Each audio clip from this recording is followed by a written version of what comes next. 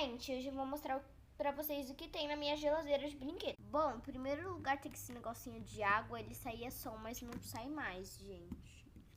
Ó, ele fazia um sonzinho de água, mas acho que ele quebrou.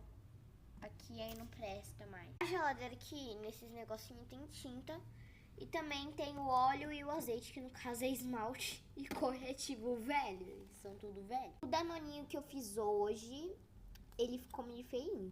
Temos água, Yakult, mais preguiçoso, potinho de dano, leite de coco, manteiga, só um pote com um monte de papel. O Guaraná Baby, abacaxi e farinha, não sei porquê. Fini, 7 Belo. O gelador tem quase nada, gente. Sorvete. Ó, pra vocês verem que é um monte de papel. E essa carne que foi feita com papelão. Se gostaram do vídeo, deixa um like, se inscreve. E é isso, beijos, tchau. Até a próxima.